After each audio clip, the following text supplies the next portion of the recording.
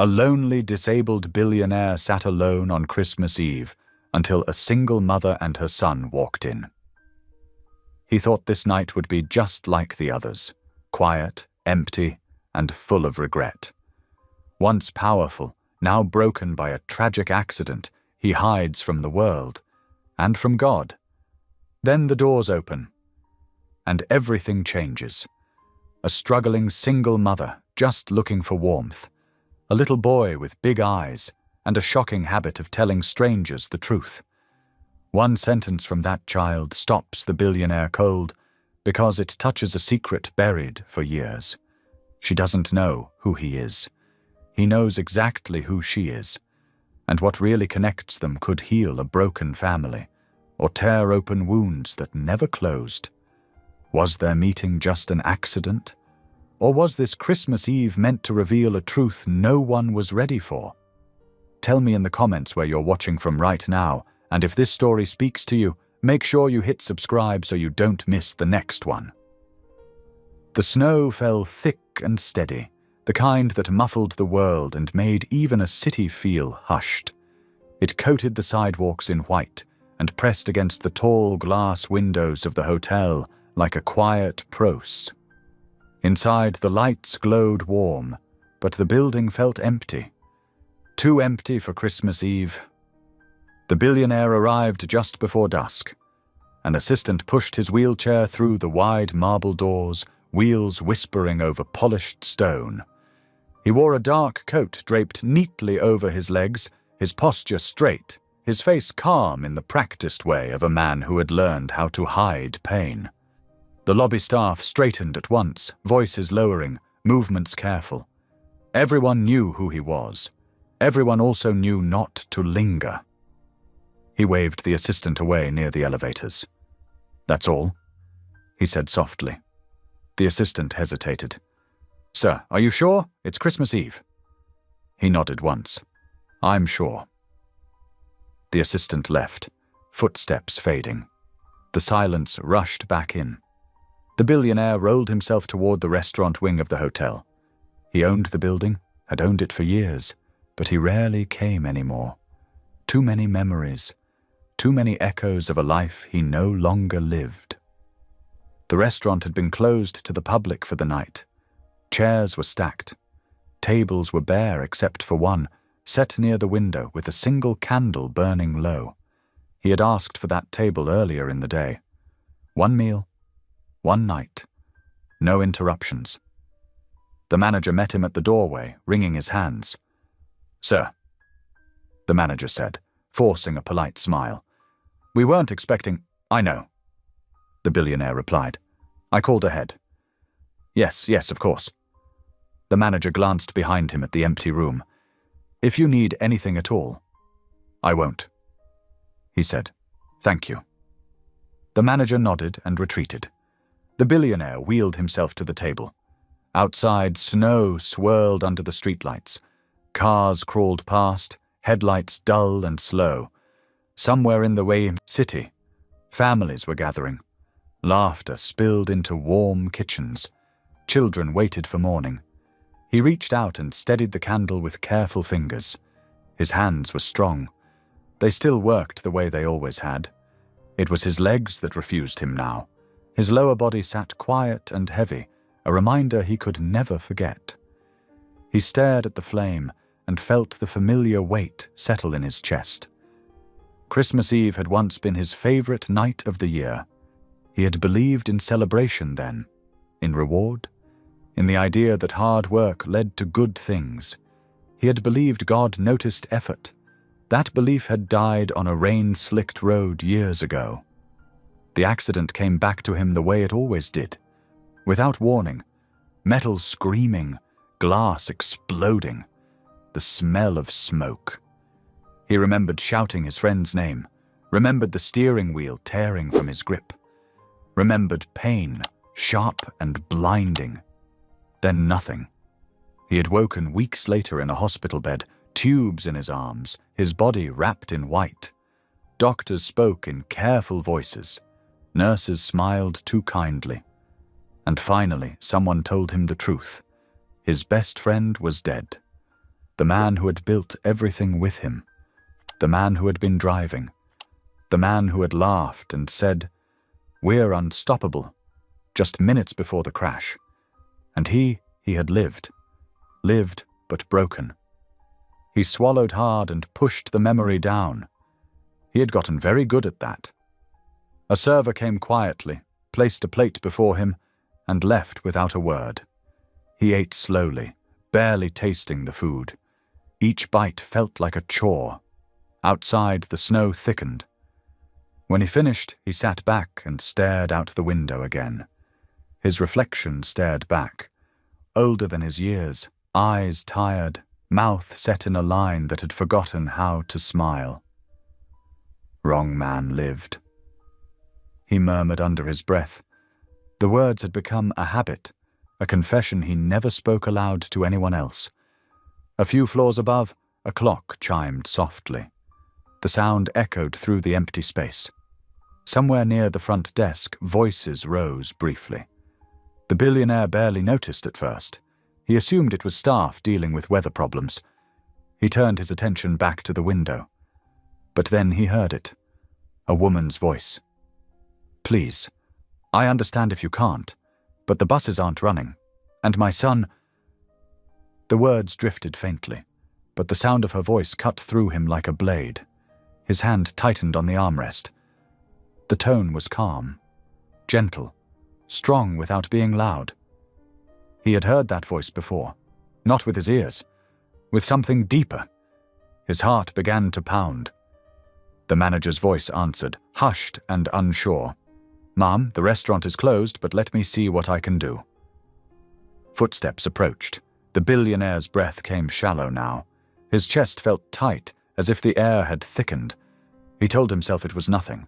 Just coincidence, just memory playing tricks. Then she spoke again, closer this time. "Thank you, truly. We won't be any trouble." The world seemed to tilt. He knew that voice. He had heard it once before, through pain and fire, through darkness. A voice that had said, "Hold on, I've got you." A voice that had refused to let him die. The manager stepped into the dining room first. Behind him came a woman and a small boy. The woman was young, maybe early 30s. Black. Her coat was thin, her boots worn at the edges. Snow clung to her curls. Her face held that tired kindness of someone used to doing without but still choosing grace. The boy clutched her hand. He was small, with wide eyes and a scarf wrapped too big around his neck. They paused when they saw the billionaire at the table. "I'm so sorry," the woman said quickly. "We didn't know anyone was here. We can wait in the lobby." Her voice filled the room. The billionaire felt something crack inside him. It was her, the woman who had pulled him from twisted metal, the woman whose face he had never seen clearly, only glimpsed through smoke and rain, the woman who had vanished before he woke. She stood 10 feet away from him now, very much alive, very much real. And she did not recognize him at all. The manager looked between them. "Sir, I hope you don't mind. The storm is bad, and they're stranded." The billionaire swallowed. His throat burned. "It's fine," he said, surprised his voice worked. "Please, sit." The woman hesitated, then nodded gratefully. She guided the boy towards the table. "Thank you," she said. "I'm Harper, and this is my son." The boy stared at the wheelchair, then at the man seated in it. His gaze was open, curious, unafraid. The billionaire nodded to them both. "Please," he said again. "Eat." They sat. Harper folded her hands in her lap, posture careful, like someone trying not to take up space. The boy, though, leaned forward, studying the man with open interest. "You look sad," the boy said suddenly. Harper gasped. "Lucas." The billionaire almost smiled. Almost. Lucas slid from his chair and walked closer, circling the wheelchair. He stopped in front of the billionaire and tilted his head. "My mummy says you're my daddy." Lucas whispered. The words landed heavy and loud in the quiet room. Harper froze. "Oh no," she said quickly, face flushing. She hurried to Lucas and placed a hand on his shoulder. "I'm so sorry. He does this sometimes. He doesn't mean—" Lucas looked up at her. "You said God knows." Harper closed her eyes for a brief second, then looked back at the billionaire, embarrassment and apology written all over her face. "I once told him," she said softly, "that God knows who his father is, even if we don't. He takes things very literally." The billionaire could not move, not because of the chair, but because his heart had begun to race in a way it had not in years. He looked at Lucas again, at the boy's earnest face, at Harper's tired eyes, and somewhere deep inside, a door he had kept, locked, began to creak open. The snow continued to fall outside. Christmas Eve had just changed everything. For a few seconds, nobody spoke. The candle flame flickered as if it too had been startled. The restaurant felt suddenly smaller, like the walls had leaned in to listen. Harper's cheeks burned. She tightened her hand on Lucas's shoulder, gentle but firm, the way a mother did when she needed her child to understand without shaming him. "Lucas," she said in a low voice, "we don't say things like that to strangers." Lucas blinked up at her, confused. "But you said—" "I know what I said," she cut in, softer now. "And I should have explained it better. Come sit down, baby." He hesitated, eyes still on the man in the wheelchair. Then he slid back into his chair like he was obeying a rule he did not fully agree with. Harper turned back to the billionaire. Her voice trembled just a little.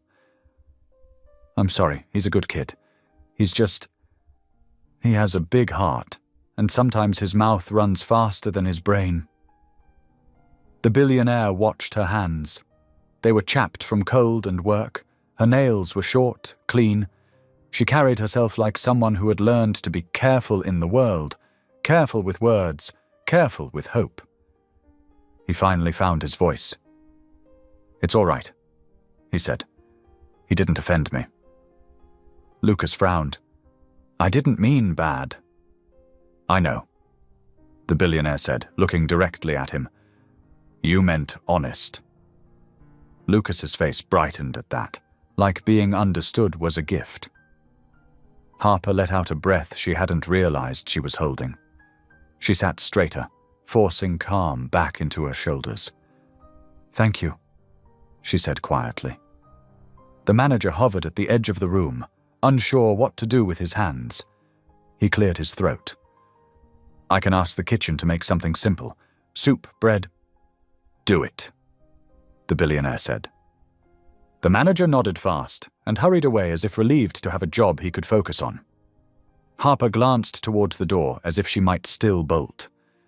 "We don't want to cause trouble," she said. "If you'd rather we leave—" "It's Christmas Eve," the billionaire replied. The words came out sharper than he intended, so he softened his tone. "You're not trouble." Harper studied him for a moment, not in a rude way, in the way a person looked when they were trying to decide if kindness was real or if it came with a hook. "All right," she said at last. "Then, thank you." Lucas swung his legs under the chair and looked around with wide eyes. The restaurant was too fancy for him. Crystal glasses, linen cloth, a tree in the corner decorated in gold lights. He stared at it like it was a miracle. "This place is huge," he whispered. Harper leaned closer to him. "Use your inside voice." He nodded, then whispered even more dramatically, "This place is giant." Harper pressed her lips together, trying not to smile, but it slipped out. Anyway, it was quick, like sunshine between clouds. The billionaire saw it. Something warm twisted in his chest, and it hurt because it had been so long since he'd felt anything like that. The server returned with 2 bowls of soup, still steaming. Bread followed, The scent filled the air, simple and comforting. Harper thanked the server as if the soup were a miracle. Lucas wasted no time. He grabbed his spoon like he had been starving for days, even though Harper always made sure he ate. The billionaire watched the meat. The sound was soft, spoons scraping, bread tearing, Lucas humming a little under his breath. It was the sound of life continuing, stubborn and steady, even when the world outside was cold. Harper ate slower. She looked tired now that she was warm. Her shoulders slumped a little, like her body had finally decided it was safe to let go. "You got caught in the storm?" the billionaire asked. Harper nodded. The bus broke down 2 stops from the station. They said another one might come, but then they said the roads were too slick. We waited. It got colder. Lucas started wheezing a bit. She touched the strap of Lucas's bag, protective. "So I looked around and saw the lights here." "You did the right thing," the billionaire said. Harper glanced at his legs, then looked away fast, as if she feared staring. "Are you okay out in weather like this?" He almost laughed. Not because it was funny, because it was kind. People rarely asked if he was okay. They assumed money made him unbreakable. "I'm inside," he said. "So yes, I'm fine." Lucas paused mid-bite. "Why, you got wheels?" Harper flinched again. "Lucas, it's okay," the billionaire said quickly. He leaned forward a little so Lucas did not have to crane his neck. "I got hurt." "Like when you fall?" "Bigger than a fall," the billionaire admitted. "A car crash." Lucas's eyes widened. "Did you die?" The billionaire's throat tightened. He did not answer right away.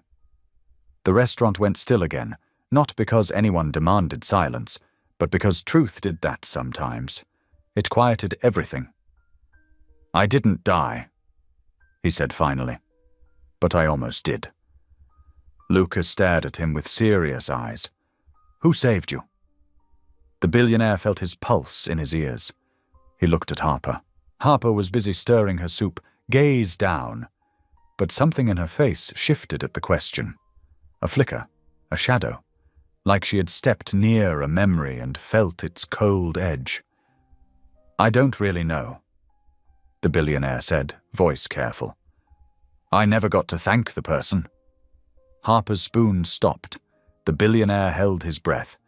He watched her, waiting for recognition, waiting for her to look up and say, "It was me."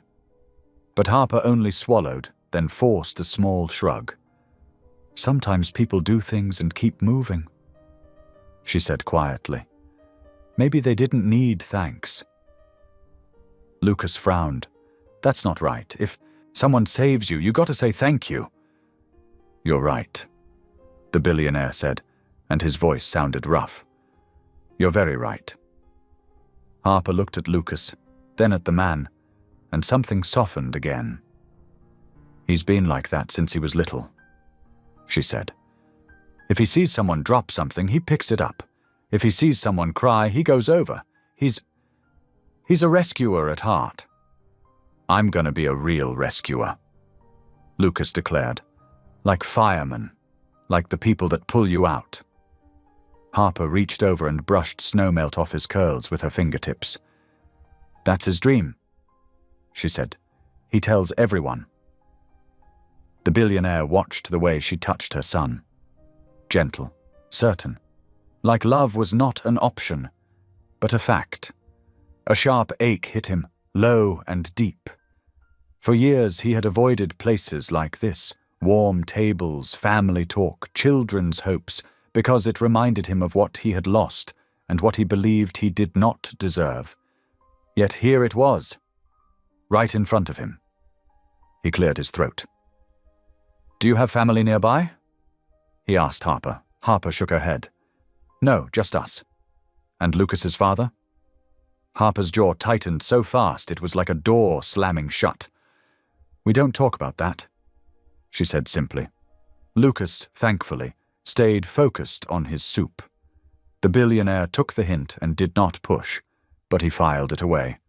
The boy's whisper, the timing, the way Harper's face had gone guarded. He told himself again not to leap to conclusions, but his mind was already running, like it always did when a puzzle appeared. Harper finished her soup and set the bowl down gently, as if making noise might cost her this kindness. "We'll leave as soon as the road's clear," she said. "We can find a shelter if needed." "There's no need," the billionaire replied. "The hotel has rooms." Harper's eyes snapped up. "Oh no, I couldn't. It's not charity," he said quickly, though he knew it was. He just needed her to accept it without shame. "It's safety. It's a storm. You and your son will not sleep in the cold tonight." Harper's pride rose in her posture like a shield. Then she looked at Lucas, saw the tired droop of his eyelids, saw his hands, small and red from cold. Her shield cracked. She whispered, "I can pay a little." "No," he said, "not tonight."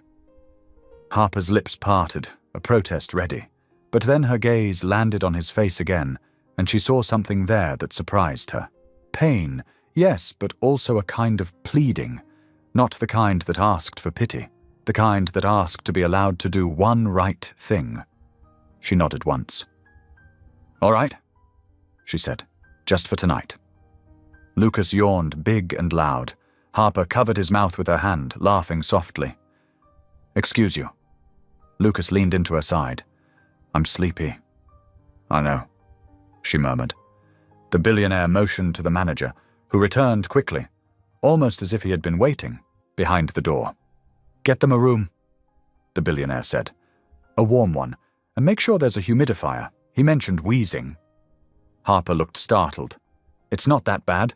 It matters," the billionaire said. The manager nodded and stepped closer to Harper. "This way, Mom." Harper stood, gathering Lucas's bag. Lucas glanced at the billionaire again, then lifted a hand in a small wave. "Night," Lucas said. The billionaire surprised himself by lifting his hand back. "Good night," he replied. Harper hesitated. For a moment it looked like she wanted to say something else. Her eyes lingered on him, searching, as if she felt a tug she could not name. Then she gave a polite nod. "Thank you," she said again, and her voice had weight now. Real gratitude, real humility. She followed the manager out. The restaurant fell silent once more, but it was not the same silence as before. The billionaire sat alone at the table, staring at the doorway they had disappeared through. His heart still hammered. His hands felt cold. He rolled himself slowly toward the window. Snow painted the world white. The city lights blurred behind falling flakes. He should have felt peace. He should have felt relief. Instead, he felt something he had not felt in years, hope and fear. Because he knew that voice. He knew it the way a drowning man knew the feel of a hand grabbing his collar and dragging him back to air. He closed his eyes, and the memory hit him again. Rain and smoke, his friend's voice fading, his own scream trapped in metal. And then a woman's voice, steady as a prayer. "Hold on, I've got you." He opened his eyes and whispered into the empty room.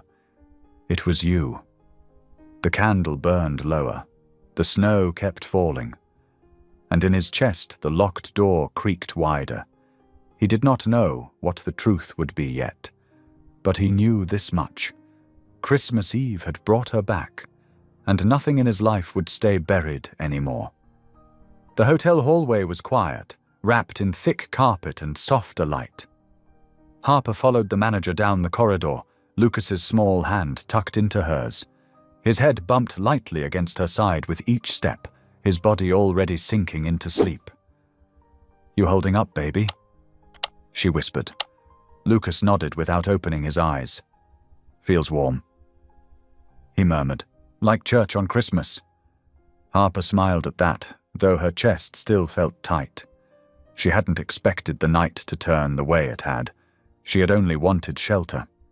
Instead, she had found herself sitting across from a man whose eyes carried a sadness she recognized too well. The manager stopped at a door and opened it. "Here you are," he said. "Extra blankets are in the closet. If you need anything, dial 0. "Thank you," Harper said. She meant it. When the door closed behind them, the quiet pressed in again. But it was gentler here. The room was simple and clean. A small lamp glowed beside the bed. Snow brushed softly against the window. Lucas climbed onto the mattress without waiting for permission and curled up on top of the covers. Harper laughed under her breath. "Shoes?" she reminded him. He kicked them off and burrowed under the blankets like he belonged there. Within seconds, his breathing slowed. Harper stood by the bed and watched him sleep. His lashes rested dark against his cheeks. His face was peaceful now, the way it always was when he felt safe. She sat on the edge of the bed and rubbed her hands together, trying to warm them. Her thoughts spun, landing again and again on the man downstairs, the man in the wheelchair. Something about him had stirred a memory she hadn't touched in years. Not a clear picture, just a feeling. Smoke in her lungs, rain on her face, a weight in her arms that had been too heavy and too fragile all at once. She pressed her lips together and shook her head slightly. "No," she told herself. "Don't do this." She had learned a long time ago not to dig into the past.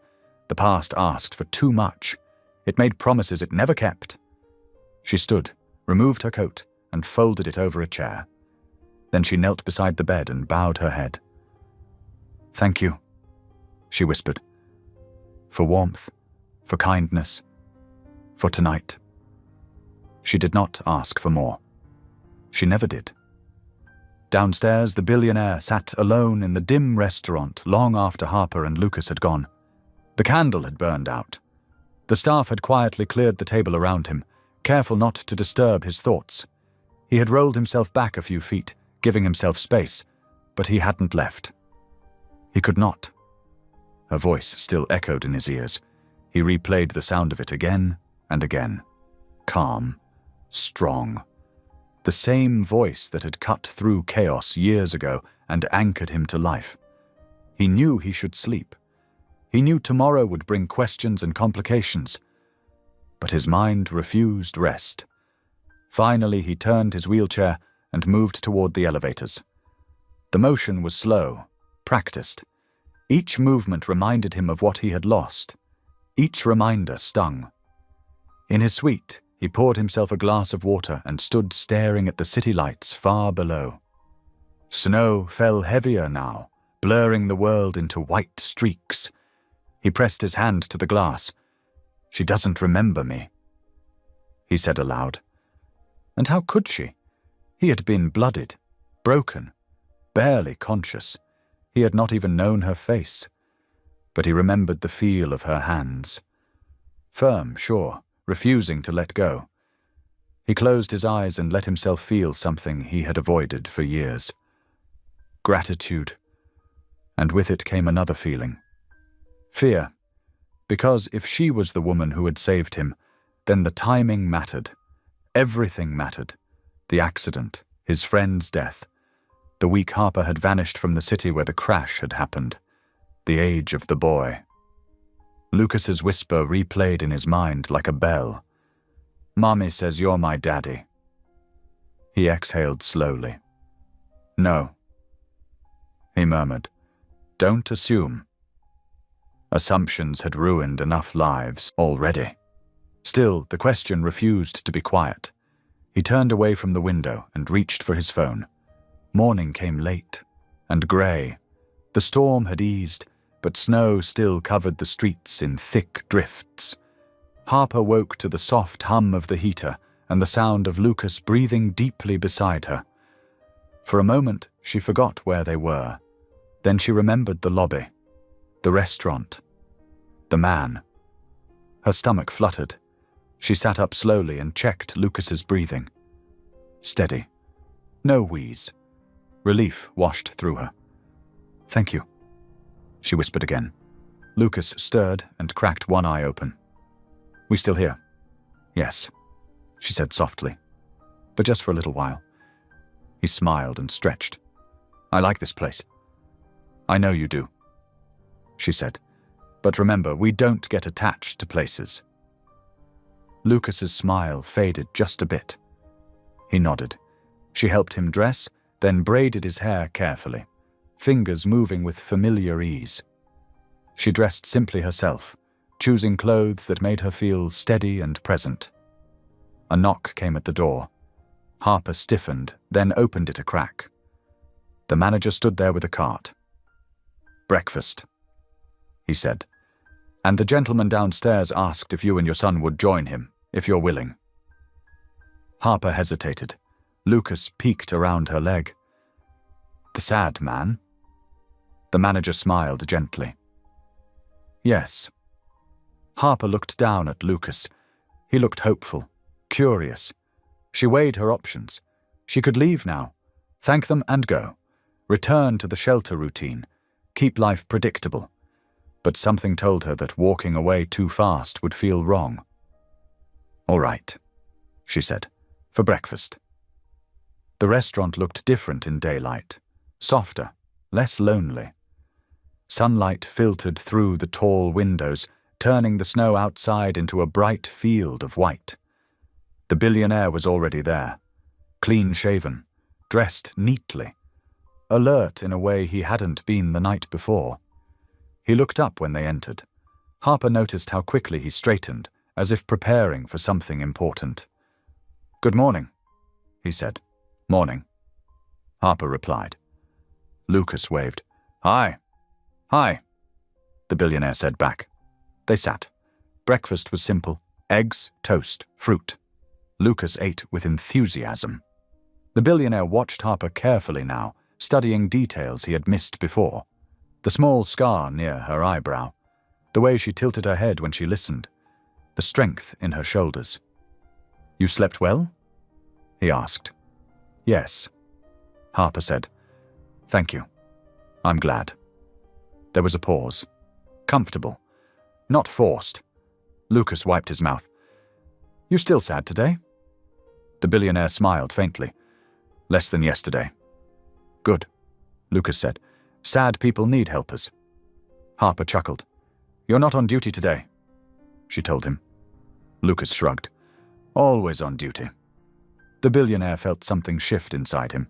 He leaned forward slightly. Lucas, he said, can I ask you something? Lucas nodded. Why do you want to be a rescuer? Lucas didn't answer right away. He looked down at his hands. Then he said, because sometimes people get stuck, and they think nobody sees them. Harper felt her throat tighten. The billionaire swallowed. That's very true. Lucas looked up at him, eyes serious. But somebody always should. The words landed deep. Harper reached for her coffee, needing something to steady herself. She glanced at the man across from her and caught him watching her again. You okay? She asked. He nodded. Yes, I wanted to say something. She waited. I think I know you, he said slowly. Her breath caught. She stared at him. I don't think so. I might be wrong, he said quickly. But years ago I was in a car accident. I was trapped. Someone pulled me out. Harper felt the room tilt. She set her cup down carefully. Her hands shook. I don't remember much. He continued. Just a voice. Her voice. The memory surged now, clear and sharp. The crash, the smell, the man bleeding, her hands burning as she pulled, her knees in broken glass, the sound of sirens far away. She had never spoken about it. Yes, she said quietly. I was there. His chest tightened. It was you. She nodded once.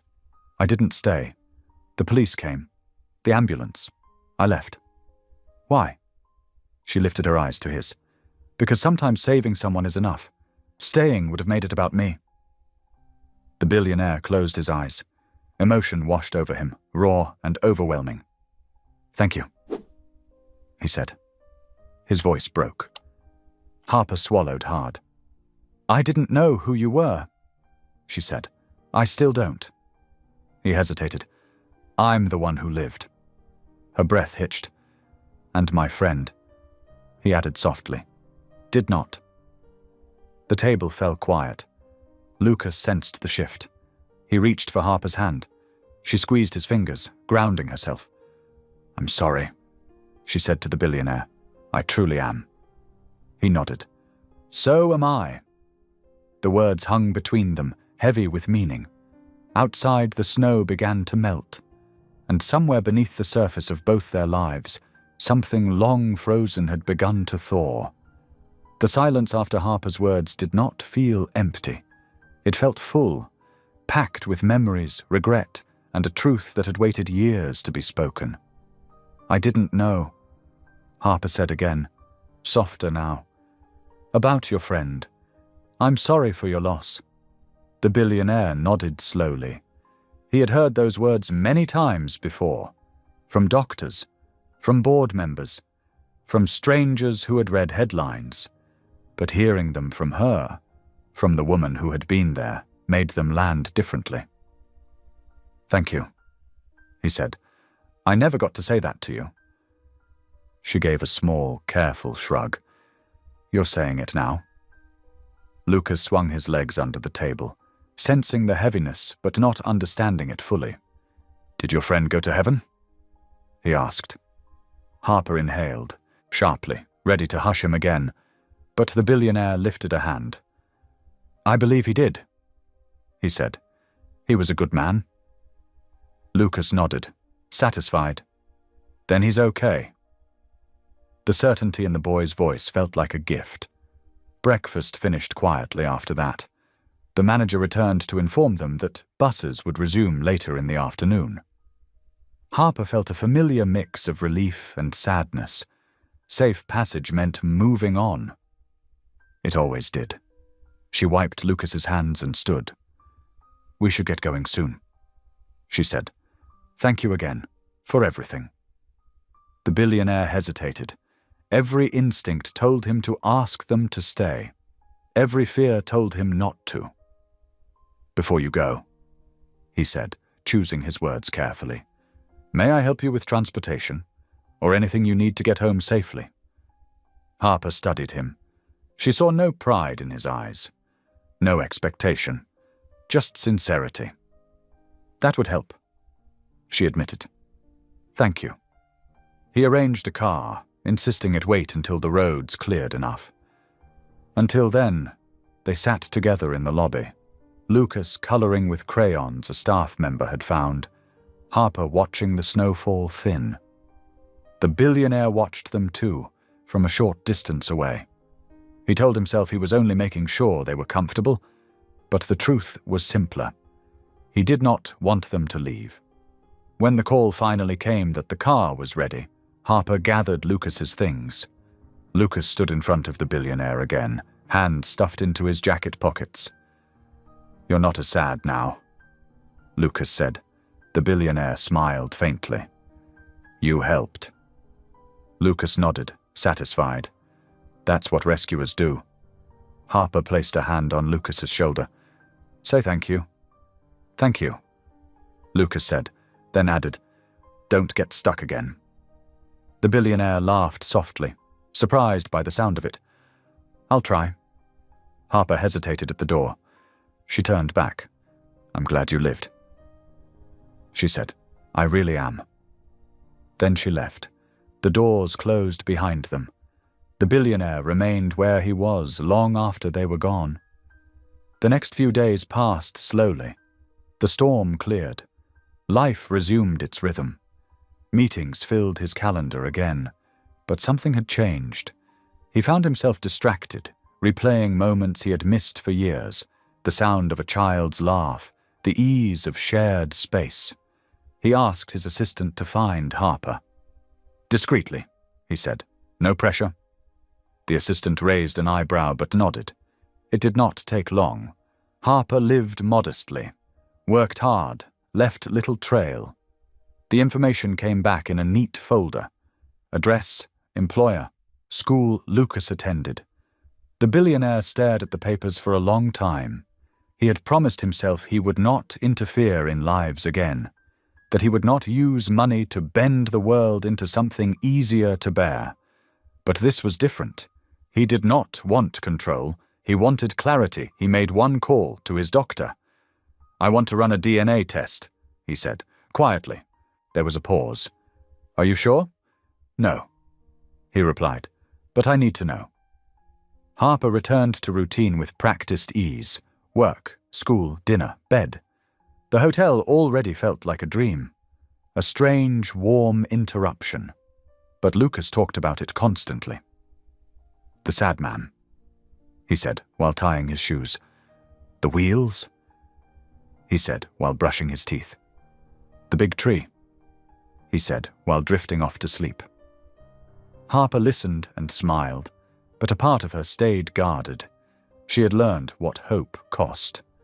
One afternoon, a letter arrived. Thick envelope, official seal. Her stomach tightened. Inside was a polite request, a medical consultation, a test for Lucas. Fully covered, no obligation. She read it twice. That night, after Lucas fell asleep, she prayed longer than usual. "Show me what to do," she whispered. "I don't want to make a mistake." In the morning, she agreed. The clinic was clean and quiet. Lucas did not mind the swab. He thought it was funny. "What's this for?" he asked. "Just checking on how special you are," the nurse said. Lucas grinned. "I already know that." Harper smiled, but her heart raced. Across town, the billionaire sat alone in his office, hands clasped, waiting. Days passed. When the call finally came, he took it standing. "Yes," he said, "I'm ready." The doctor spoke calmly, clearly. The words landed one by one. Lucas was not his son. The air rushed back into the room. Relief hit him first, sharp and unexpected. Then grief, because the truth that followed mattered more. Lucas was his friend's son. The man who had died believing he would never have a family had left one behind. The billionaire sank back into his chair, overwhelmed. "Thank you," he said quietly, and ended the call. He stared out the window, tears finally falling. Purpose settled over him like a mantle. Harper noticed the change before the truth reached her. The calls, the meetings, the sudden tension in the air when she visited the hotel again at the billionaire's invitation. Then came the overheard conversation. Lawyers, documents, words like trust and legacy. Her heart dropped. She packed that night. Lucas cried. "Did I do something wrong?" "No," she said fiercely. "Never." They left before dawn. The hotel felt colder without them. The billionaire returned from a meeting to find the room empty. Panic set in. He had waited too long. The church shelter smelled of coffee and old wood. Harper sat beside Lucas, holding him close. When the billionaire arrived, she stood, every wall raised. He stopped several feet away. "I won't come closer unless you ask," he said. She studied him. "Talk," she said. And so he did. He told her everything, the accident, the guilt, the test, the truth. He did not defend himself. He did not explain away her fear. He only spoke the truth. When he finished, Harper sat down heavily. Tears slipped free. "I thought you were trying to take him," she whispered. "I would never," he said. "I only wanted to honor my friend. And you." Lucas looked between them. "So, who's my dad?" Harper took a breath. The billionaire knelt as best he could in front of Lucas. "Your father was a brave man," he said. "And he loved you, even if he never got to meet you." Lucas considered that. "Do I still get rescuers?" he asked. Harper laughed through tears. "Yes," she said. "You do." 1 year later, the restaurant was full. Laughter replaced silence. Candles burned bright. The billionaire stood with a cane now, stronger, calmer. Harper moved through the room with confidence, purpose. Lucas helped an elderly man to his seat, proud and focused. The boy looked up at the billionaire and smiled. "You're not my daddy," he said, "but you're my family." The billionaire's eyes filled. Outside, snow fell again. Inside, love stayed. The car pulled away from the hotel curb slowly, tires crunching over half-melted snow. Harper watched the tall building fade behind them through the fogged window, her breath leaving soft clouds on the glass. Lucas pressed his nose close to the window. That place looked like a castle. Harper smiled faintly. It was just a hotel. But fancy, Lucas insisted, and warm, and the sad man lived there. "He doesn't live there," she said gently. "He just stays there sometimes." Lucas leaned back against the seat and hugged his backpack. "I think he's lonely." Harper didn't answer right away. She had felt it too, the loneliness in the man's eyes, the way he watched them like he was afraid they might vanish if he blinked. It had stirred something in her that she didn't like to name. Connection was dangerous. She had learned that early. The driver dropped them off near their apartment just as the sun broke through the clouds. Snow slid off rooftops in soft clumps. The street looked tired but familiar. "Home?" Lucas said, relief clear in his voice. Harper paid the driver and thanked him, then took Lucas's hand as they climbed the steps to their building.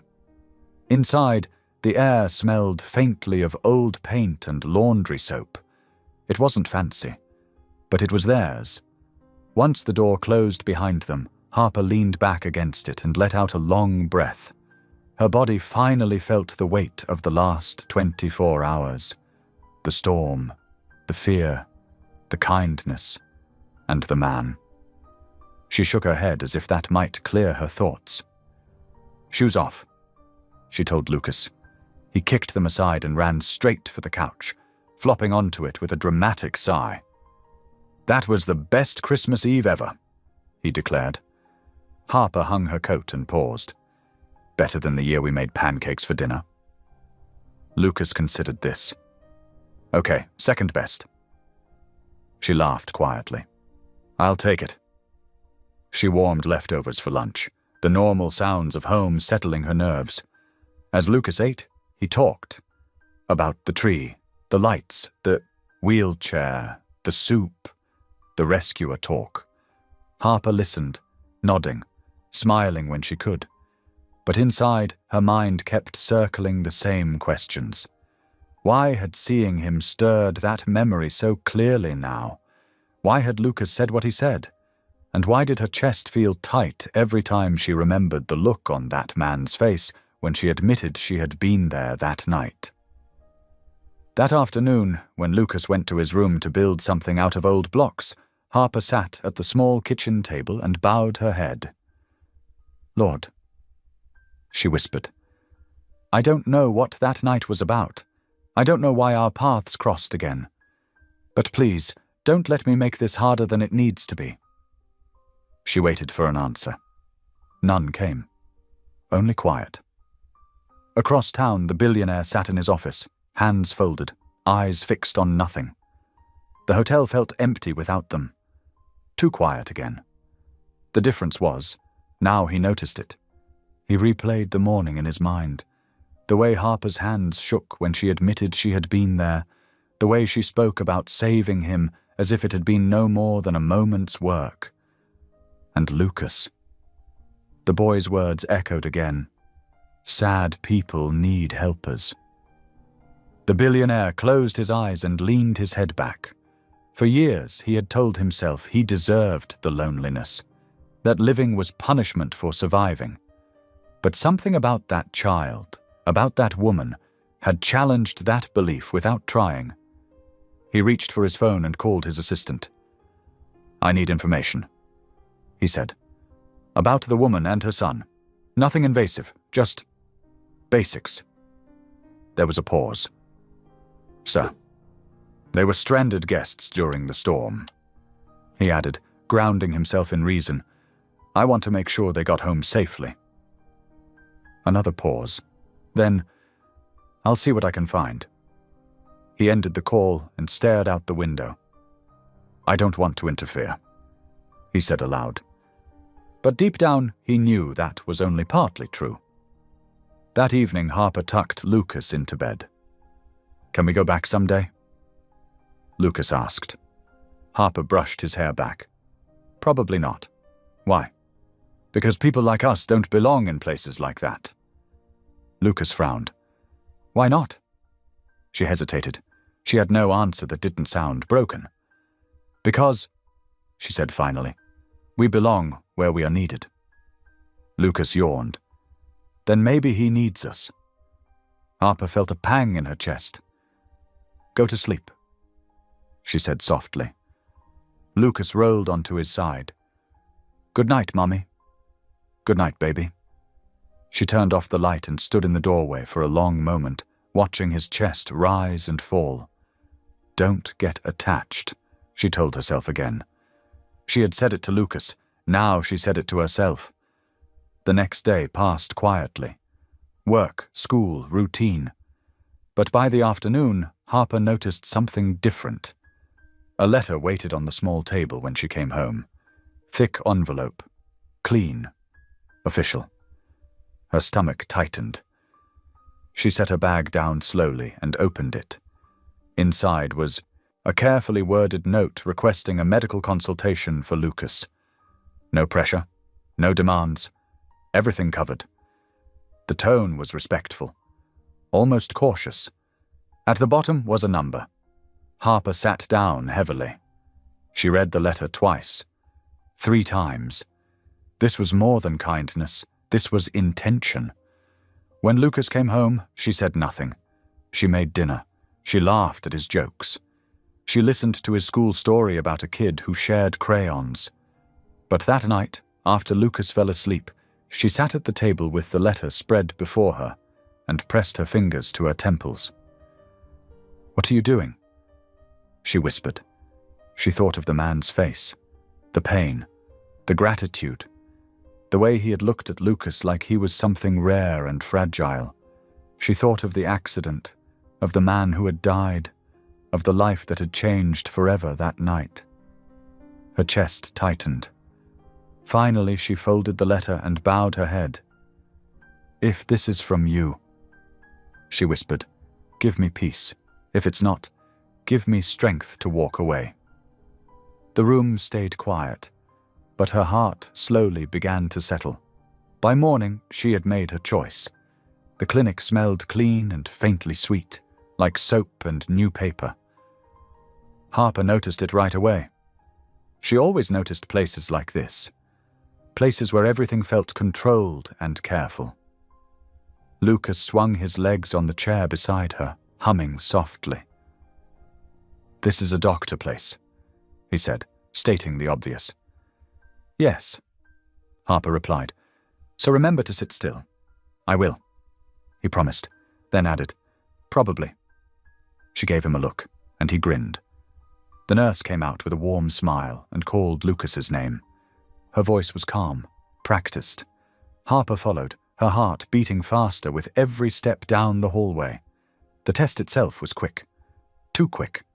A soft swab inside Lucas's cheek. No needles, no tears. That's it? Lucas asked, disappointed. That's it, the nurse said. You were very brave. Lucas puffed his chest. I know. Harper forced a smile and thanked the nurse. As they walked back out into the cold afternoon air, her hands shook just a little. She did not like waiting. Across the city, the billionaire sat alone in his office, hands clasped so tightly his knuckles had gone white. The room was quiet except for the soft tick of the clock on the wall. He told himself to focus on work. He opened reports, closed them, opened emails, did not read them. His thoughts kept drifting back to Lucas's face, to Harper's eyes when she had said she was there that night. For years, he had avoided questions because answers hurt. Now he was waiting for one that could change everything. He whispered, "Please," though he wasn't sure what he was asking for. The days that followed moved slowly. Harper tried to keep life normal. She packed lunches, walked Lucas to school, folded laundry. She laughed when Lucas told her stories about his teacher and the class hamster. But every time the phone rang, her heart jumped. At night, she prayed longer, not for answers, just for calm. Lucas sensed her tension. One evening, as she tucked him in, he looked up at her with serious eyes. "Are we in trouble?" he asked. She shook her head quickly. "No, baby, of course not." "Then why you worried?" She brushed her thumb across his cheek. "Because sometimes grown-ups worry about things they don't understand yet." Lucas thought about that. "Okay," he said. "I'm not worried." She smiled. Good. But she was. The call came on a quiet morning. The billionaire stood when his phone rang, heart pounding. He answered on the first ring. "Yes," he said. The doctor spoke slowly, carefully. Every word felt heavy. Lucas was not his son. Relief washed through him so fast it almost made him dizzy. Then the doctor continued. Lucas was the biological child of his closest friend, the man who had died in the accident. The room spun. The billionaire sank back into his chair, breath leaving his body in a rush. Tears filled his eyes, blurring the world. "He has a family," he whispered. "He has a son." After all these years, something good had come from that night, something living. "Thank you," he said hoarsely, and ended the call. He pressed his hands to his face and cried. Not from pain this time, from meaning. Harper noticed the change before she heard the truth. The billionaire called more often, asked about Lucas's school, his asthma, his interests, always polite, always careful. She tried not to read too much into it, but her instincts told her something was shifting. Then came the meeting. She sat in the hotel conference room, Lucas coloring beside her, when voices drifted in from the hallway. Lawyers, formal tones, words like trust, legacy, arrangements. Her chest tightened. She gathered Lucas's things with shaking hands. "We're leaving," she whispered. "But we just got here," Lucas said, confused. Harper forced a smile. Plans changed. They left quietly, slipping out through a side exit. The billionaire returned to the conference room minutes later to find it empty. Panic surged through him. "They left?" he asked the manager. The manager nodded. "Just a few minutes ago." The billionaire's heart sank. He had waited too long. That night, Harper packed. Not everything, just enough. Lucas cried. "Did I do something wrong?" "No," she said fiercely, pulling him close. "Never. This is my fault, not yours." They left before sunrise. The shelter was warm but plain. Harper sat beside Lucas on a narrow cot, holding him as he fell asleep. Her heart ached. She had mistaken kindness for control. Again. She closed her eyes and prayed through tears. The billionaire found them the next morning. He stood at the doorway of the shelter, hands visible, voice low. "I won't come closer unless you ask," he said. Harper stood, every wall raised. "Talk," she said. And he did. He told her everything, the test, the truth, the friend, the guilt. He did not defend himself. He did not explain away her fear. He only told the truth. When he finished, Harper sat down heavily, tears falling. "I thought you were trying to take him," she whispered. "I would never," he said. "I only wanted to honor my friend. And you." Lucas looked between them. "So, who's my dad?" The billionaire knelt as best he could in front of Lucas. "Your father was a brave man," he said, "and he loved you, even if he never met you." Lucas thought for a moment. "Do I still get rescuers?" Harper laughed through tears. "Yes," she said, "you do." Outside, morning light broke through the clouds, and for the first time in years, the future felt open. The shelter's small common room filled slowly as morning moved on. Coffee brewed somewhere nearby, its smell warm and steady. Chairs scraped softly against the floor. Life went on around them, quiet and ordinary. Harper sat with her hands folded in her lap, staring at a spot on the wall. Her tears had dried, but her chest still felt sore, like she had been holding her breath for too long. Lucas sat beside her, swinging his feet. He looked calm now, as if the simple truth had settled him. "So," he said, breaking the silence, "my dad was brave." The billionaire nodded. "Very brave." "Did he save people too?" "In his own way," the billionaire said. "He helped build things that made life better for others." Lucas smiled. "That counts." Harper glanced at the billionaire. For the first time, she really looked at him, not as a powerful stranger, not as a threat, but as a man who had been carrying pain for a very long time. "You didn't tell me because you were afraid," she said quietly. "Yes," he answered, "and because I didn't want to take something that wasn't mine." She nodded slowly. "Fear makes liars of good people." He lowered his gaze. "It does." They sat with that truth for a moment. Finally, Harper spoke again. "What happens now?" The billionaire took a breath. "That's up to you. I don't want to push. I don't want to control anything. I only want to do right by my friend. And by Lucas." Lucas perked up. "Does that mean we still see you?" Harper tensed, instinct flaring. But the billionaire did not answer right away. He looked at Harper instead. "Only if you want to," he said, "and only in a way that feels safe." Harper studied his face. There was no hunger there, no grasping, just patience. She nodded once. "We can talk," she said, slowly. Relief crossed his face, quick and unguarded. "Slow is good," he said. Later that day, Harper and Lucas returned home. The apartment felt smaller than before, but also warmer, familiar. Harper set their bags down and opened the windows, just enough to let fresh air in.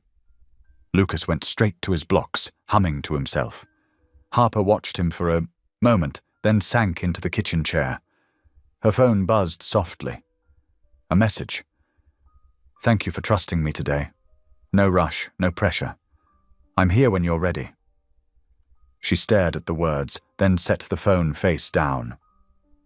Trust did not come easy, but it came. The next few weeks passed with careful steps. The billionaire did not appear unannounced. He did not send gifts. He did not try to solve problems before being asked. Instead, he listened. They met in public places, parks, cafes. Once a small library near Lucas's school, always simple, always respectful. Lucas grew comfortable quickly. He asked questions, shared stories, showed drawings. The billionaire listened like every word mattered. Harper watched from the edges, heart cautious but curious. She saw how he spoke to Lucas, not down to him, not over him, but with him. She saw how he apologized when he made mistakes, how he asked before doing anything. One afternoon, as Lucas played nearby, Harper spoke what had been building inside her. "You don't have to do this," she said. "You know that." "I know," he replied, "but I want to." "Why?" He thought for a moment. "Because guilt kept me alive for years, and love is teaching me how to live again." Her throat tightened.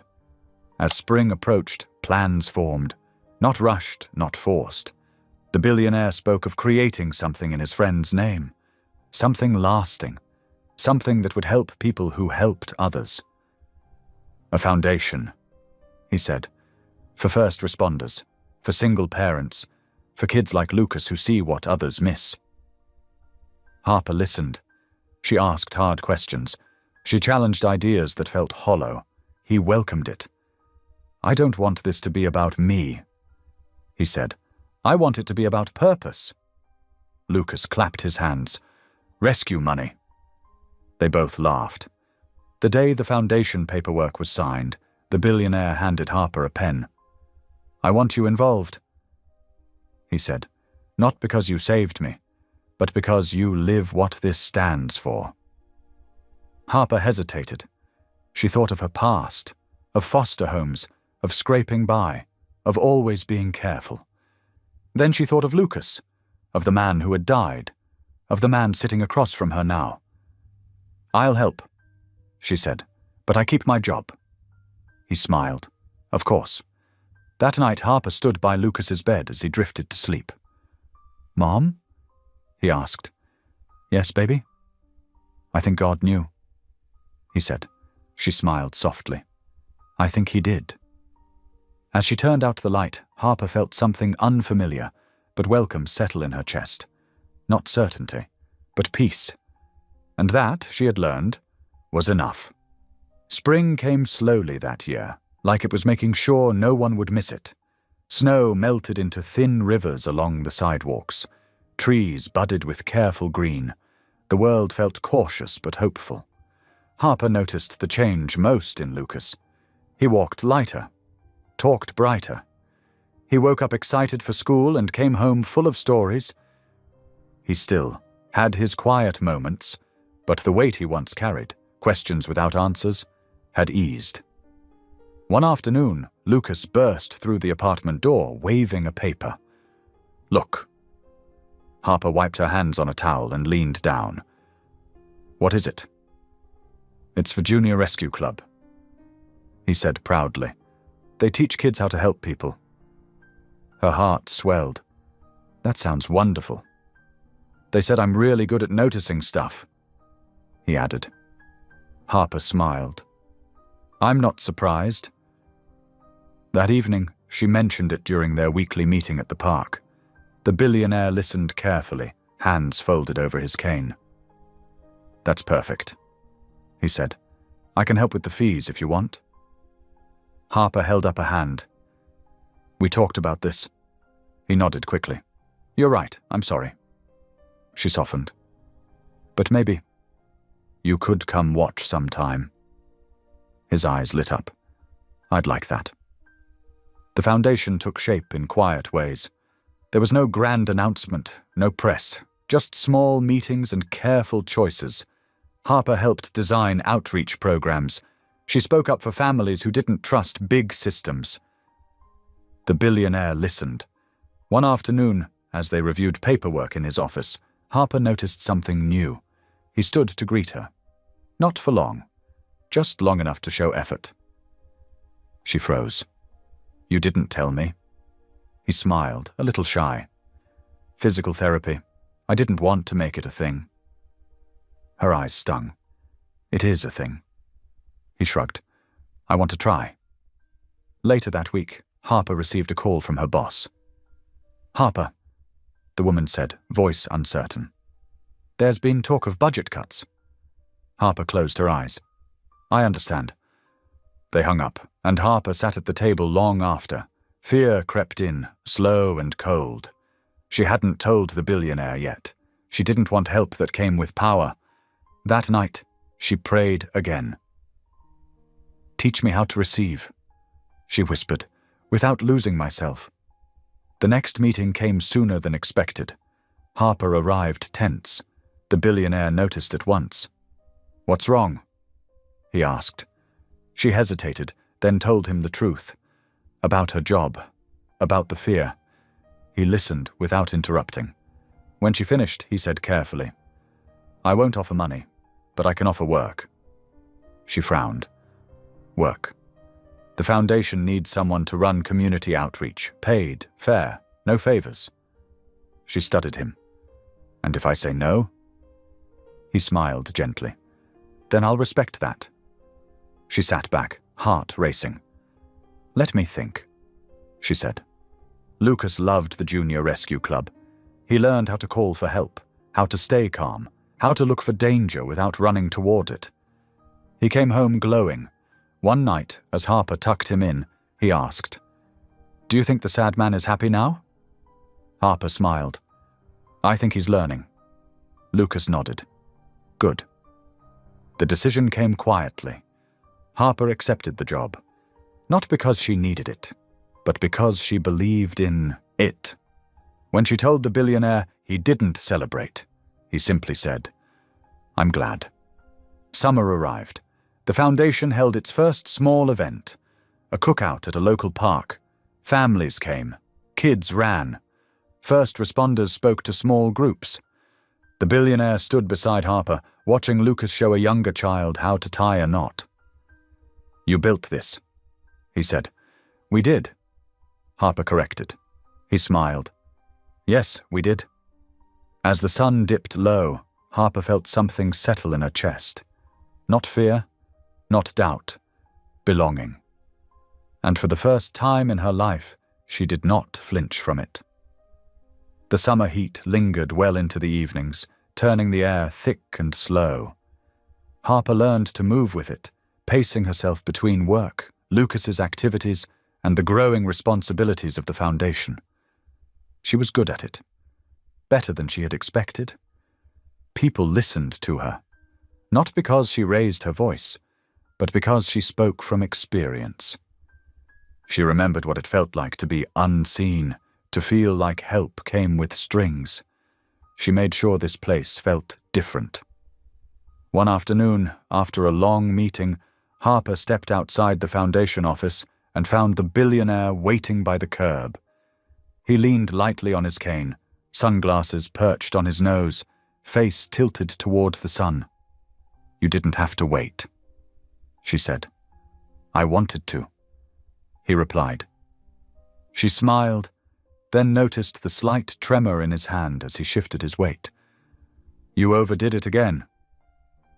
He sighed. "Probably."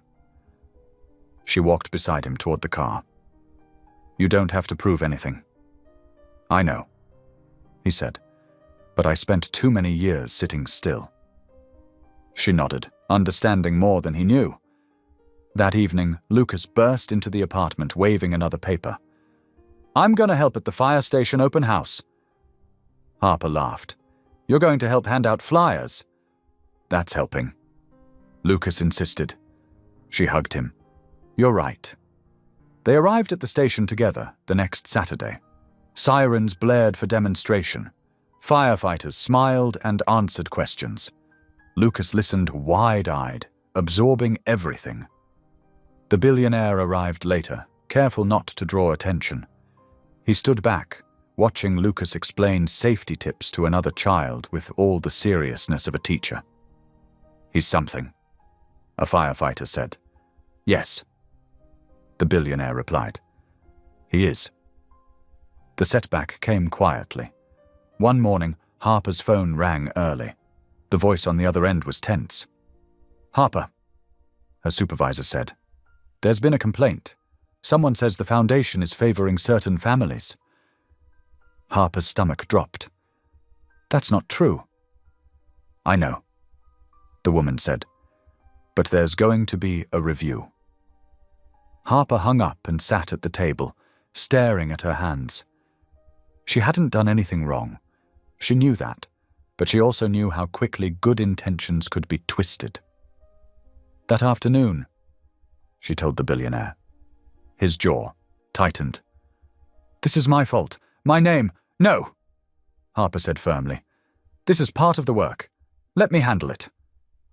He nodded, but worry lined his face.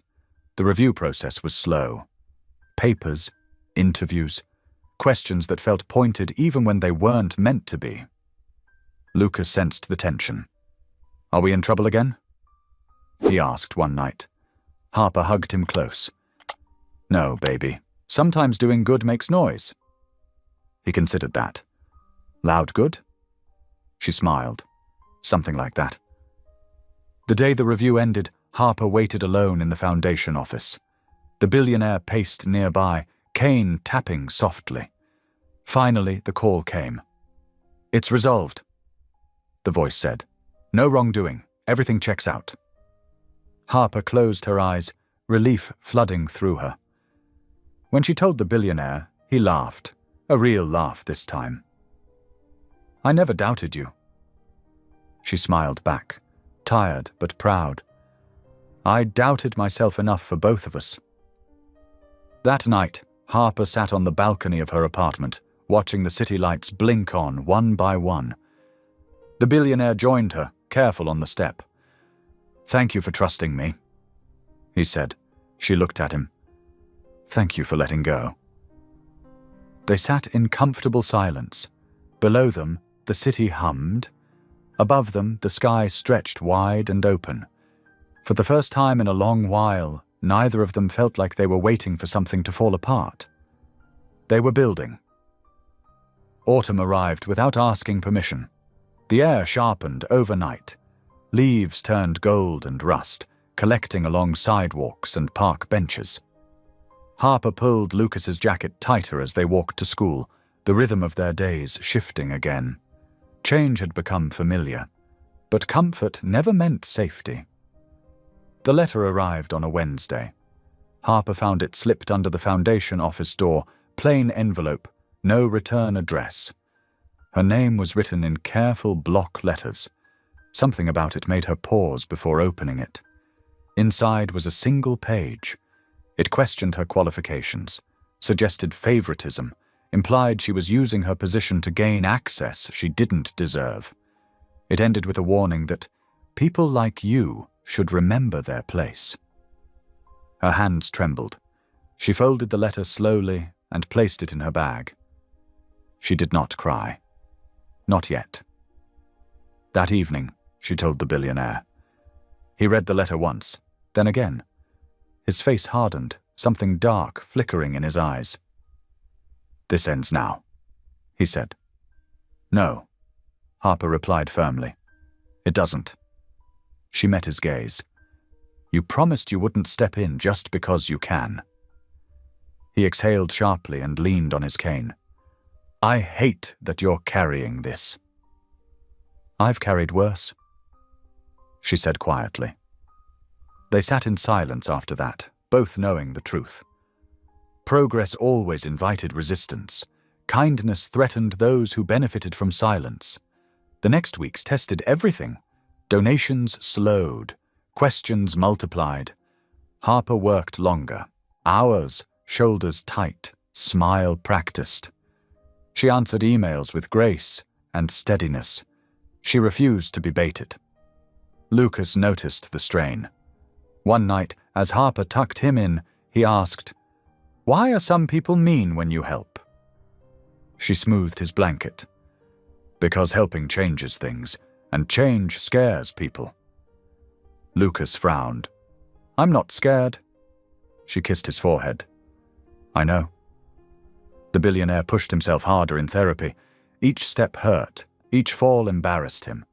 But he kept going. "I can't fix the world," he told his therapist, "but I can show up." He practiced walking longer distances.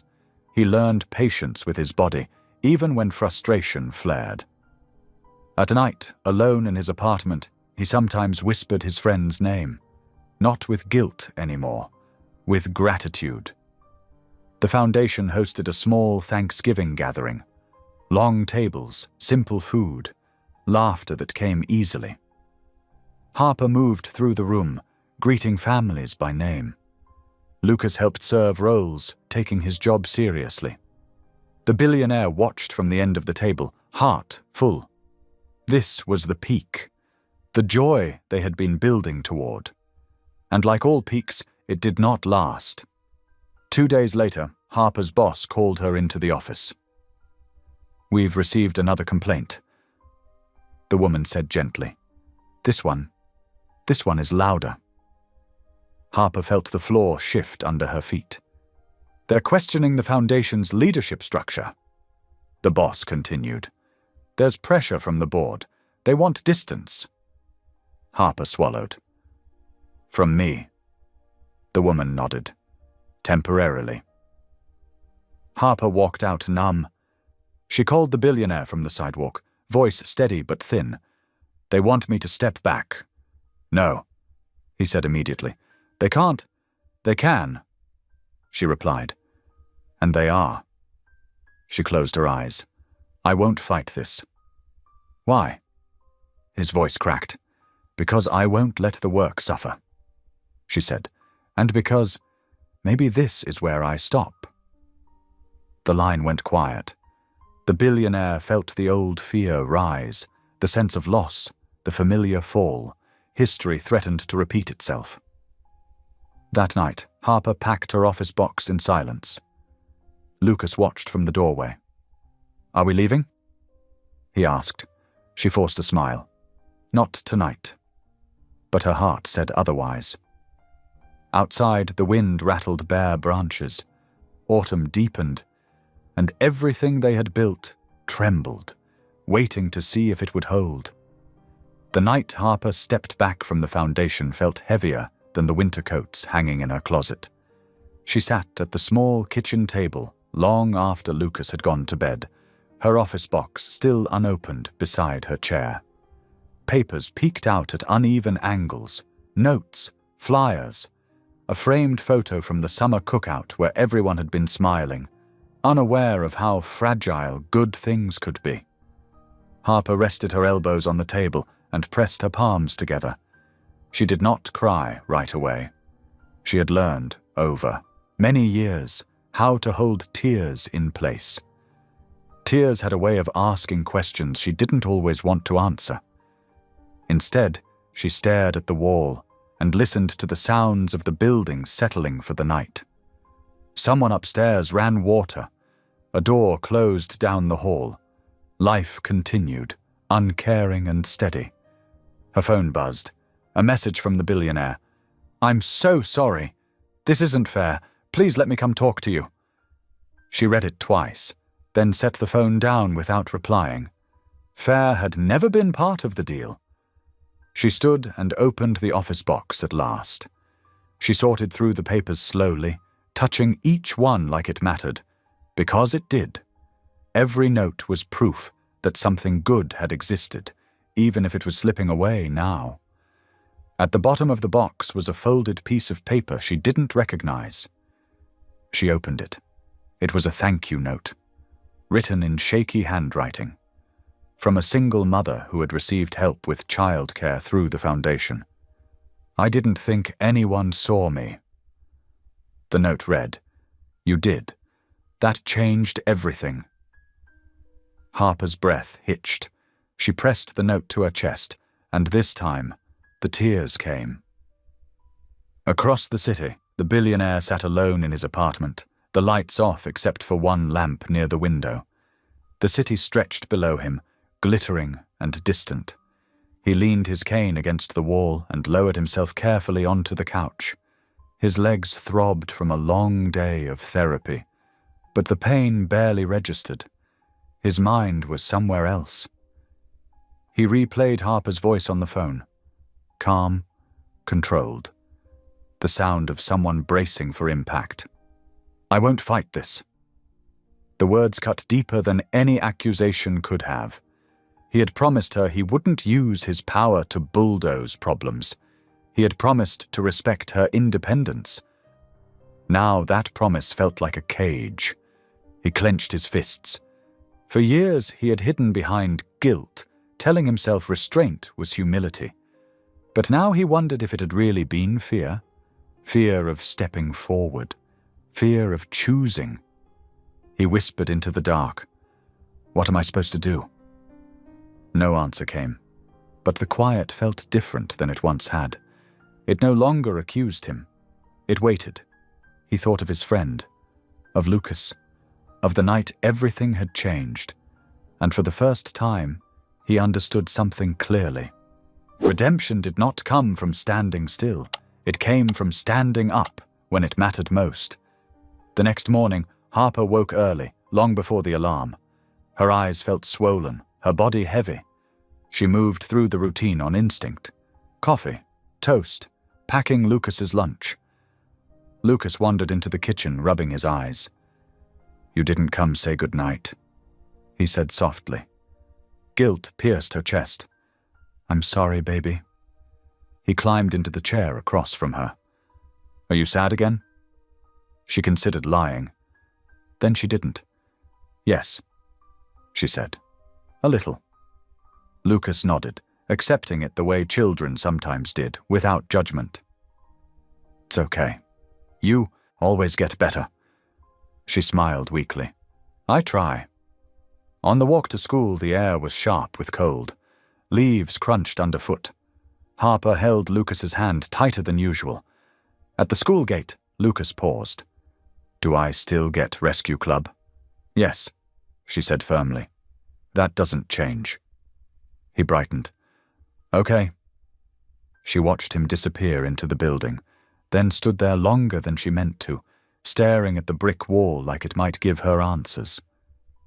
The billionaire arrived at the foundation office just before noon. The receptionist looked startled to see him without warning. "Sir, I need a meeting with the board," he said. His voice was calm, steady, but there was something new under it, resolve. "They're in session," the receptionist said hesitantly. "Good," he replied. "So am I." Harper spent the afternoon cleaning her apartment, even though it didn't need it. She scrubbed surfaces already clean, folded clothes that had been folded the night before. Movement helped her think. Her phone rang mid-afternoon. She considered letting it go to voicemail. Then she answered. "Harper," the billionaire said. "Please don't hang up." She sighed. "What is it?" "I need you to hear this," he said, "whether you agree with it or not." She leaned against the counter. "I'm listening." "I'm at the foundation," he said, "with the board." Her stomach dropped. "You promised." "I did," he said quickly, "and I'm not breaking that promise. I'm not here to defend you as a favor.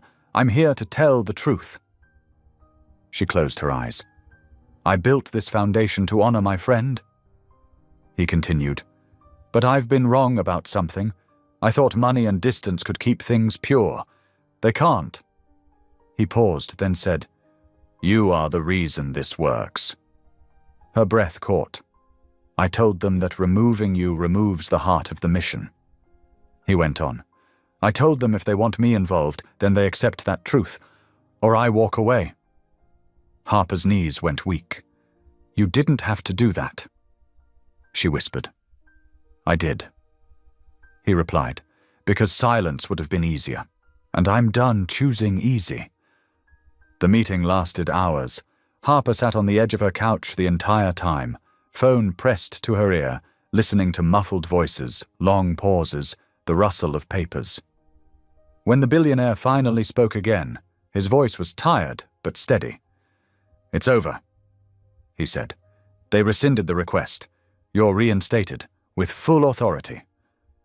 Harper's chest tightened. Tears spilled freely now. "You shouldn't have risked that," she said through sobs. "I didn't risk it," he replied gently. "I honored it." She covered her mouth, overwhelmed. After a moment she said quietly, "Thank you." "No," he said. "Thank you for showing me the difference between control and courage." That evening, Harper picked Lucas up from Rescue Club. He ran to her, breathless. "Mom, I learned how to stay calm when someone panics." She laughed, wiping her tears quickly. "That's important." As they walked home, she told him the truth in simple words. "I get to keep my job," she said, "and keep helping people." Lucas stopped walking. "You won?" She shook her head. "We did." He grinned. "I knew you would." That night, after Lucas fell asleep, Harper sat by the window and looked out at the city lights. Her phone buzzed with one last message. "I'm proud of you," she typed back slowly. "I'm proud of us too." Outside, the wind shifted. The cold remained, but it no longer felt endless. They had fallen. And now, They were standing back up, stronger than before. Winter returned the way it always did, quiet at first, then all at once. The first snow fell overnight, light and powdery, covering the city in a clean white sheet. Harper noticed it when she opened the curtains early the next morning. The sight made her pause, coffee mug warming her hands. A year ago, snow had meant fear.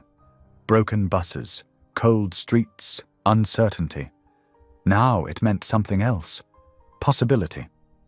She turned as Lucas padded into the kitchen in mismatched socks, hair sticking up in every direction.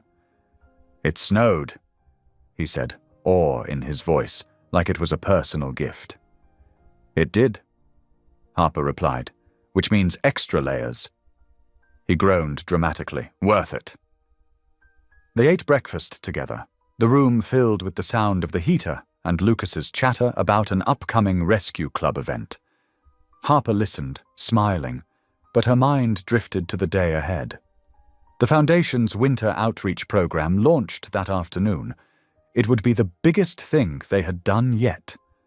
The community center buzzed with energy when Harper arrived. Volunteers carried boxes of coats, hats, and food.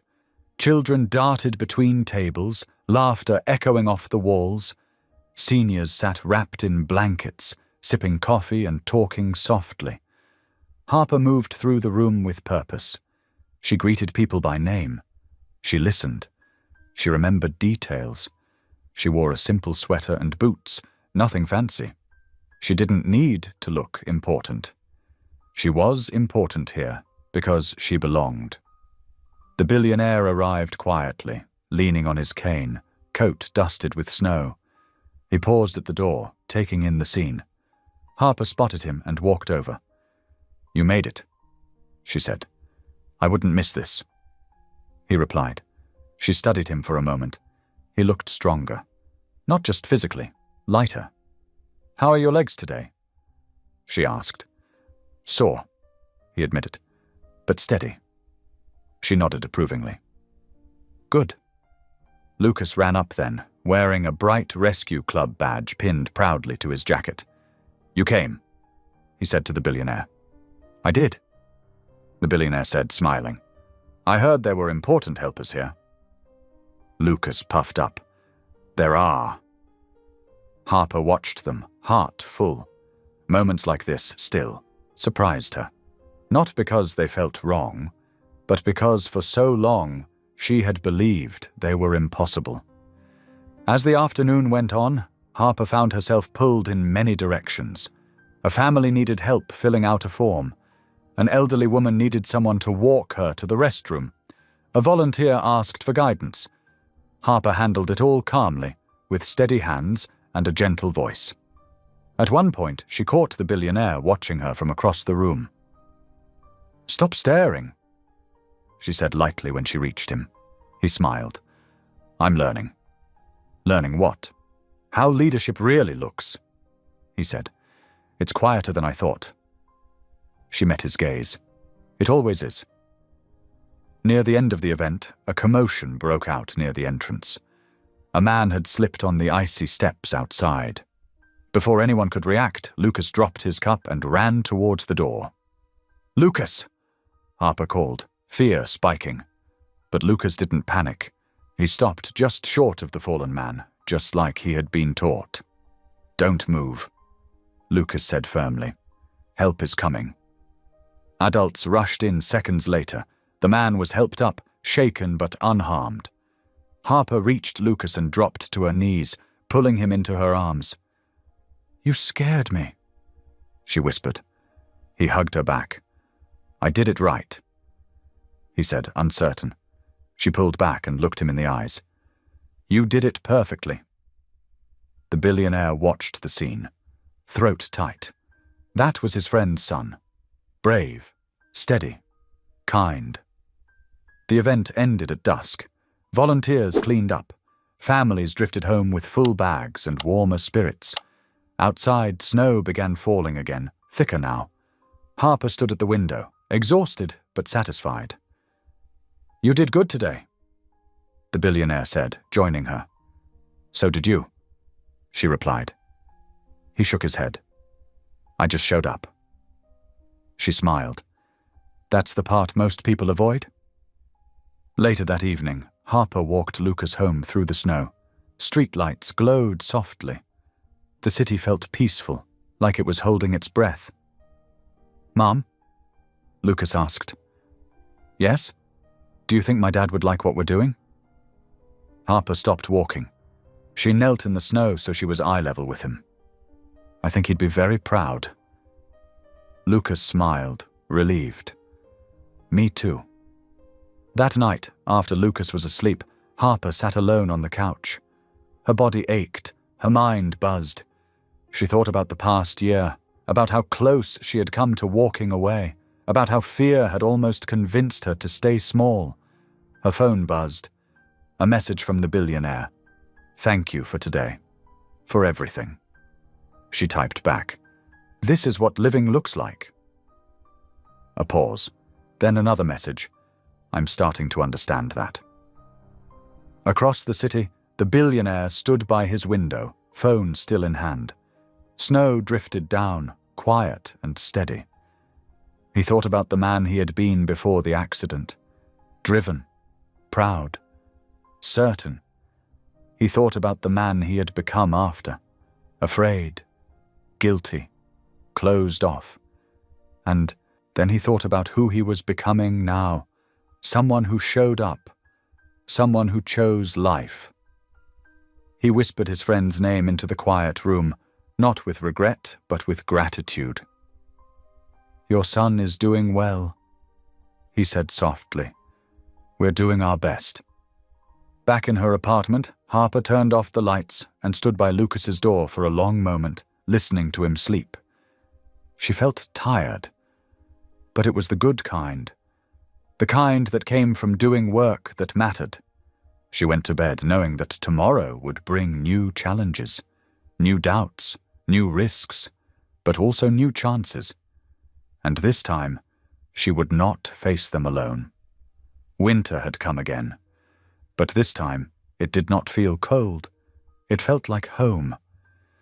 The days after the winter outreach event settled into a steady rhythm, but beneath that calm, something deeper was shifting. Harper felt it in the quiet moments, when she stood alone in the foundation office early in the morning, keys jangling softly as she unlocked the door. When she watched Lucas laugh with other kids at Rescue Club, his confidence growing in ways she hadn't known how to give him on her own. When she caught the billionaire watching them both with a look that was no longer haunted, but thoughtful and present. Life was no longer just survival. It was becoming something else. One morning, as Harper sorted through donation receipts, her phone buzzed with an unfamiliar number. She almost ignored it, then answered. "Hello, Miss Harper," a woman's voice asked, polite but firm. "This is the County Social Services Office.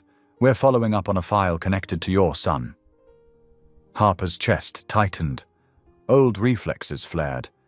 "Yes," she said carefully. "What is this about?" "There's no emergency," the woman said quickly. "Please don't worry. We're reviewing older records connected to the accident that took place years ago, the one involving Mr. Witt." She stopped herself. "The one you reported." Harper sat down slowly. "I reported that accident," Harper said. "Yes. We recently reopened several cases tied to that crash due to an insurance dispute." The woman continued. "Your name came up as the primary civilian rescuer. We'd like to ask you some questions. It may also involve your son, since timelines overlap." Harper's mouth went dry. "Do I need a lawyer?" "That won't be necessary," the woman replied. "This is simply procedural, but I understand it may feel unsettling." That was an understatement. After the call ended, Harper stared at the phone for a long time. Her hands trembled, not from fear of wrongdoing, but from memory. Sirens, rain, blood, the weight of a stranger's body in her arms. She had buried that night deep. Now it was knocking again. she told the billionaire that evening. They sat in his apartment, mugs of tea cooling on the table between them. Lucas was in the living room, building an elaborate rescue scene out of blocks, narrating every move under his breath. They want to revisit the accident, Harper said. Ask questions. They mentioned Lucas. The billionaire's jaw tightened. Why now? Some insurance issue, she said. They say it's routine. Nothing about that night ever felt routine, he replied. She looked at him. I'm not afraid of the truth. I know, he said softly. I just hate that it keeps coming back to hurt you. Harper considered that. It doesn't hurt the same way anymore. He studied her face. What does it hurt like now? She thought for a moment. Like a scar you didn't know was still tender. He nodded, understanding too well. If you want, he said carefully, I can be there when you talk to them. Not to speak for you, just to stand with you. She met his gaze. I'd like that. The interview took place 2 days later in a plain government office that smelled faintly of old carpet and paper. Harper sat straight in her chair, hands folded neatly in her lap. The billionaire sat beside her, cane resting against the table, presence calm and grounded. The social worker asked careful questions. Harper answered clearly. Yes, she had been nearby. Yes, she had heard the crash. Yes, she had acted without thinking. I remember pulling him out, Harper said. I remember telling him to hold on. I remember another man still inside the car. Her voice wavered, but she kept going. I tried to reach him, she said, but the fire was spreading. Someone else was screaming for me to stop. The room was quiet. The billionaire felt his chest tighten. He had lived with this knowledge in fragments. Hearing it whole was different. You saved a life, the social worker said gently. Harper shook her head. I saved one. The interview ended shortly after. Outside, Harper stood in the cold air and took a deep breath. You okay? The billionaire asked. She nodded slowly. I am now. That night, Harper dreamed of the accident for the first time in years. But it was different. This time, she wasn't alone. She woke before dawn, heart racing, then sat up and breathed until the panic faded. Lucas stirred in his room, murmuring in his sleep. She stood in the doorway and watched him, steadying herself. The past no longer owned her. The call came a week later. The social services office confirmed there were no further questions. The matter was closed. Relief washed through Harper, but it carried something else with it, clarity. That evening she invited the billionaire to walk with her. Not far, just down the block. He hesitated. I can't go fast. I don't need fast, she said. Just honest. They walked slowly beneath bare winter trees, breath visible in the cold air. I've been thinking, Harper said, about how much we've shared. He nodded. Me too. We built something good, she continued, but I need to know where this is going. For Lucas. For me. He stopped walking. So do I, he said quietly. She turned to face him. I don't want a savior. I don't want a benefactor. I don't want someone who feels obligated to us because of the past. I understand, he said. I want someone who chooses us, she said. Every day, even when it's hard. The billionaire swallowed. His eyes shone, not with guilt, but with resolve. I've spent years thinking I didn't deserve to choose happiness, he said, that living fully would dishonor my friend. She listened closely. But I was wrong, he went on. Honoring him means loving what he left behind.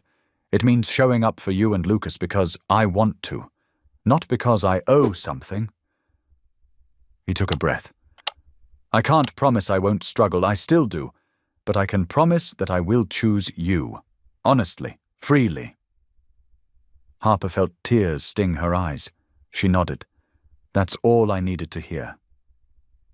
They stood there in the cold, not touching, but closer than they had ever been. The shift was subtle, but it changed everything. They spent more time together, not as a project, not as a mission, but as people. Dinners at Harper's apartment, board games with Lucas, quiet conversations after Lucas fell asleep. The billionaire laughed more. Harper rested easier. One night, as they washed dishes side by side, Lucas watched them with a thoughtful expression. "You guys are like a team," he said. Harper smiled. "We are." Lucas nodded. "Good teams don't leave people behind." The billionaire felt something settle firmly into place. "No," he said, "they don't." As Christmas approached again, the city began to glow. Lights went up. Music filled stores. The foundation prepared for its annual Christmas Eve dinner at the hotel restaurant, the same one where everything had begun. Harper stood in the doorway of that space one evening, watching staff set tables. The memory of that first night rose up, but it no longer hurt. It felt complete. The billionaire joined her, standing with his cane, posture strong. "You ready?" he asked. She smiled. "I am." That night, Harper tucked Lucas into bed. "Mom?" he asked softly. "Yes, baby? Do you think next Christmas will be even better?" She brushed his hair back and kissed his forehead. "I think every Christmas can be better if we choose it to be." Lucas smiled sleepily. "Good. I like choosing." Harper turned off the light and stood in the quiet hallway, heart full. For the first time in her life, she was not afraid of the future. She was walking toward it, and she was not walking alone. December settled in gently, as if the city itself wanted to be careful with what it had been given. Harper felt it in the way people smiled more easily, in the way Lucas hummed Christmas songs while doing his homework, in the way the foundation volunteers moved with quiet purpose instead of hurry. There was joy, but it was the kind that knew loss had once lived here too. The hotel restaurant filled with soft light as staff prepared for Christmas Eve. Tables were dressed simply, candles ready but unlit. Evergreen branches lined the walls. It felt warm without being showy.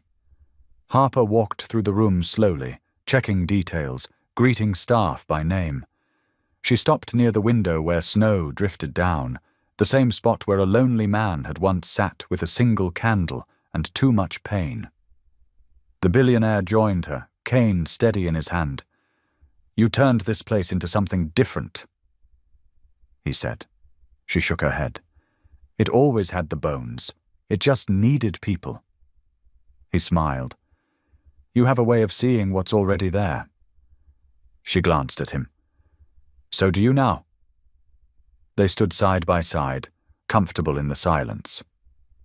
Later that afternoon, Lucas arrived with a group of kids from Rescue Club.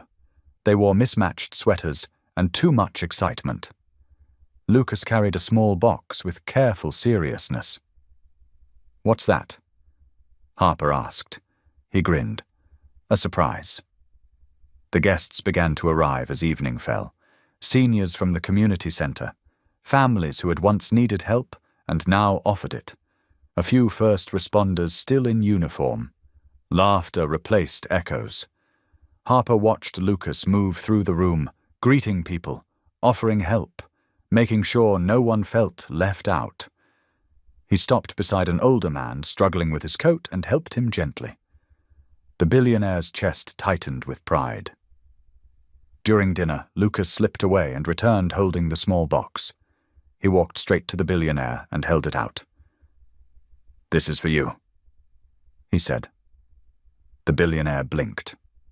"For me?" Lucas nodded. "You helped me learn how to help. That makes you family." Inside the box was a simple wooden ornament carved into the shape of a shield, the word rescue etched across it. The billionaire swallowed hard. "Thank you," he said. Lucas smiled. "You're welcome. You're not my daddy, but you're my family." The words landed softly, perfectly. Harper felt tears gather as she watched the billionaire reach out and pull Lucas into a careful hug. Outside, snow fell thicker, coating the city in white. Inside, warmth held steady. As the night wound down and guests began to leave, Harper stood once more by the window. The billionaire joined her, standing a little taller than he had a year ago. "This time last year," he said quietly, "I didn't want to be here." She reached for his hand, squeezing it once. "I'm glad you stayed." He looked at her, eyes clear. "So am I." The candles burned low. The room hummed with peace. Christmas Eve no longer marked what had been lost. It marked what had been found. Christmas morning arrived quietly, wrapped in fresh snow and soft light. Harper woke before dawn and lay still, listening to the calm. No rushing, no fear, just peace. She rose and moved to the living room, where Lucas had fallen asleep on the couch, curled around his blanket. "Christmas," she whispered. Lucas sat up fast, eyes wide. "It's here." "It is." She smiled. They shared cocoa at the small table and said a simple prayer of thanks. Lucas opened his gifts slowly, careful with each one. The last gift made him pause, a framed photo from the Christmas Eve dinner. It showed Lucas helping an older man with his coat, Harper smiling nearby, and the billionaire watching them both. Lucas traced the frame with his finger. "This looks like family." Harper swallowed and nodded. "Because it is." Later, they walked to the hotel through quiet streets. Inside, warmth and soft music filled the restaurant. The billionaire stood by the tree, adjusting an ornament. "Merry Christmas," he said. "Merry Christmas," Harper replied. Lucas hugged him without thinking. The billionaire returned it, careful and sincere. "I was thinking about next year," he said, "about making this a tradition." Harper smiled. "I'd like that." "So would I," Lucas added.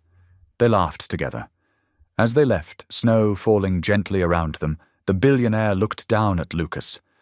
"I'll always show up," he said. Lucas nodded. "Okay." And for the first time, Christmas felt complete, not because of what they had, but because of who they had found. Snow drifted softly as night settled over the city. Harper stood by the window, watching Lucas sleep, his face peaceful and sure. The year behind them felt full now, of truth, forgiveness, and steady love. Across town, the billionaire paused beneath the Christmas lights outside the hotel, cane firm in his hand. He no longer felt alone. Some lives were broken and remade, some families were chosen, and on this quiet Christmas night, all of them finally belonged. Thank you for being here. If something in this story stayed with you, I'd love to see you again. Subscribe. And tomorrow, I'll bring you another story crafted with heart.